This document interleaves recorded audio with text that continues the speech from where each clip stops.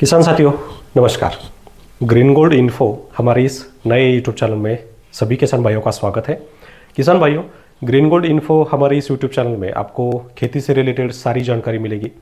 जैसे कि अभी आज हम देखेंगे कि रबी की जो प्याज की वैरायटी है, जो टॉप 5 वैरायटी हम देखेंगे, टॉप 5 वैरायटी आज हम देखने वाले हैं। लेकिन जो पेस्टिसाइड, पीजीआर, रासायनिक खाद, उसके बाद बायोस्टिमुलेंट, वाटर सोल्यूबल खाद, इन सभी की जानकारी आपको होनी चाहिए।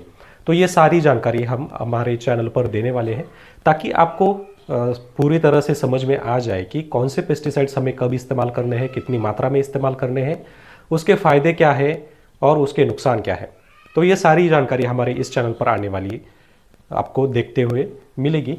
लेकिन अगर आप चैनल पर पहली बार आए हो तो चैनल को सब्सक्राइब ज़रूर करो और नोटिफिकेशन बेल को ऑन करो ताकि जब भी हमारी महत्वपूर्ण वीडियो आपको चैनल पर मिले तो आपको उसका नोटिफिकेशन मिले। तो किसान भाइयों, शुरू करते हैं हमारी आज की पहली वीडियो को, जो है हमारी रब्बी की ऑनियन वैरायटी के टॉप 5 किस्में। उसमें से कौन सी है? तो सबसे पहली है पूना फुरसुंगी। उससे पहले मैं आपको थोड़ा सा प्याज का एक ज्योग्राफी बता दूं।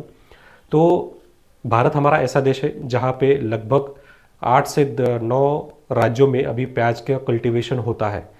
बहुत सारे राज्यों में पहले नहीं होता था, लेकिन इस 3-4 सालों में बहुत सारे राज्यों में अभी ऑनियन की खेती होती है, यानी कि प्याज की खेती बढ़ने लगी है। सबसे पहले जो बहुत ज़्यादा खेती होती थी तो महाराष्ट्र में ही होती थी, क्योंकि जैसे कि आप जानते होंगे कि सबसे एशिया का सबसे बड़ा प्याज का जो मार्केट है वो नासिक में है। तो महाराष्ट्र में ही इसका सबसे पहले बुआई बहुत ज़्यादा होती थी, अब भी बहुत ज़्यादा होती है। जहाँ पे नहीं होती थी उन इलाकों में भी अभी होती है। उसी तरह से अभी महाराष्ट्र है, गुजरात है, मध्य प्रदेश है, राजस्थान है, उत्तर प्रदेश है। तो ये बहुत सारे राज्यों में अभी प्याज की खेती होती है। तो मैं आपको बताऊंगा हमारे यहाँ पे महाराष्ट्र में जो हमें अनुभव हमारे प्याज की खेती में आते हैं, तो उनके अनुभव में आपके साथ शेयर करूंगा ताकि आपको प्याज उगाने में ज़्यादा तकलीफ ना हो और ज़्यादा खर्चा ना हो। तो चलिए शुरू करते हैं हमारे आज के पहली वैरायटी, जो है पूना फुरसुंगी। तो पूना फुरसुंगी जो वैरायटी है वो लगभग 120 दिन की वैरायटी है। 120 दिन में हार्वेस्टिंग होती है। लेकिन याद रहे, हमें इसके सबसे पहले बीज डालना पड़ता है।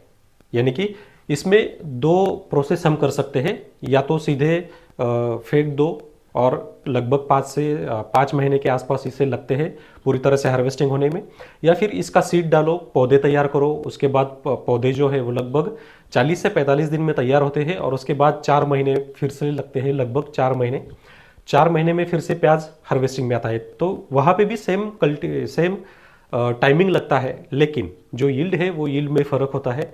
ट्रांसप्लांटिंग की वजह से जो सीड काउंट है वो काफ़ी अच्छी तरह से बैठ जाता है। सीड काउंट ज़्यादा होने की वजह से प्याज जो है वो अच्छी तरह से बड़ा होता है, उसकी साइज़ होती है और साइज़ की वजह से उसका वेट भी गेन होता है, और वेट गेन होता है तो यील्ड बढ़ता है। तो इसकी वजह से बहुत सारे किसान भाई महाराष्ट्र में ट्रांसप्लांटिंग का ही चयन ज़्यादा करते हैं। तो अगर आपको ट्रांसप्लांटिंग के लिए सीड पहले डालना है तो लगभग 1 एकड़ के लिए आपको 2 से 2.5 किलो का सीड लगेगा। तो पूना फुरसुंगी जो है वो ये 3 पत्ती में सीड आता है। तो आपसे पहले अगर आपको 1 एकड़ की लागत करनी है तो उसके लिए आपको 2 से 2.5 किलो का सीड लगेगा। तो उस तरह से आपको सीड डालना है। सीड डालने के बाद आपको सीड जर्मिनेशन भी करना रहता है, जो कि काफ़ी अच्छा होता है, जिसमें फंगस की मात्रा कम लगती है या फिर फंगस ना लगे, इसके लिए भी सीड जर्मिनेशन करना काफ़ी ज़रूरी है, जिसमें हमें ट्राइकोडर्मा, सुडोमोनास, राइजोबियम या फिर पीएसबी, इन जैसे बैक्टीरिया का इस्तेमाल करना होता है। उसके बाद दूसरी पूना फुरसुंगी की जो बाकी जो खासियत है वो ये है कि ये दिखने में गुलाबी तरह का कलर होता है, यानी कि लाल तरह का कलर आपको देखने को मिलता है। साइज़ अच्छी खासी होती है। 60 mm से लेकर अब बहुत बड़ी साइज़ जो मिलती है वो हमें 120 mm की मिलती है, और आपको एक्सपोर्ट के लिए लगभग 80 से 90 mm की साइज़ काफ़ी होती है आपको ऑनियन एक्सपोर्ट करने के लिए। तो जो आपको मैनेजमेंट लगेगा वो हमारे वीडियो में आपको मिलता ही रहेगा। लेकिन आपको एक साइज़ बता देता हूँ पूरी वैरायटी की, ताकि आपको समझ में आ जाए कि कौन सी वैरायटी का आपको चयन करना है। तो दूसरी जो वैरायटी है वो नासिक N53। नासिक N53 भी काफ़ी राज्यों में वैरायटी चलती है। ये भी सेम 115 से 120 दिन की वैरायटी है। इस पे भी हमें ट्रांसप्लांटिंग का ही ज़्यादा से ज़्यादा ट्रांसप्लांट ही करें ताकि यील्ड में इसका ज़्यादा फायदा हमें हो। क्योंकि जो कल्टीवेशन का कॉस्टिंग है वो कल्टीवेशन का कॉस्टिंग लगभग 75 से 85 हज़ार तक जाता है। तो इसके लिए ट्रांसप्लांट करें ताकि ज़्यादा से ज़्यादा यील्ड निकले। ये भी गुलाबी में आता है, साइज़ भी बिल्कुल वही होती है, 60 mm से लेकर 120 mm तक की साइज़ हो सकती है। इसमें काफ़ी सारे नए नए पैटर्न हमें देखने को मिलते हैं। जिस तरह से आगे जाकर आपकी खेत की तैयारी हो जाएगी तो हमारे पास वीडियो भी काफ़ी सारे आ जाएंगे जो मैं आपको धीरे धीरे करके एक एक वीडियो आपको दिखा सकूं। उसके बाद तीसरा जो है वो है प्रशांत सीड्स। प्रशांत जो प्याज है वो काफ़ी ज़्यादा फेमस है, गुजरात, मध्य प्रदेश और महाराष्ट्र, इन 3 राज्यों में काफ़ी ज़्यादा चलता है और राजस्थान में भी चलता है। तो ये सीड भी आप लगा सकते हैं। ये भी गुलाबी कलर का होता है, साइज़ भी अच्छी खासी होती है और 60 mm से लेकर 120 mm तक की साइज़ इसमें भी मिल जाती है। 120 दिन में ये भी प्याज निकलता है, लेकिन याद रहे ट्रांसप्लांटिंग में ही 120 दिन की इसकी जो ड्यूरेशन है वो है। उसके बाद है पंचगंगा का रॉयल पिंक। पंचगंगा का रॉयल पिंक भी काफ़ी अच्छा प्याज है और इसके नाम में भी पिंक है, तो ये गुलाबी की तरह इसका कलर रहता है। आप इसको स्टोरेज भी कर सकते हैं। जो भी मैंने 5 वैरायटी आपको बताई है ये स्टोरेज के लिए काफ़ी अच्छी है। तो ये पाँचों की 5 ही वैरायटी आप रबी में लगा सकते हैं और इसको स्टोरेज करके रख सकते हैं। 5 महीने, 6 महीने, 7 महीने बड़े आराम से रख सकते हैं।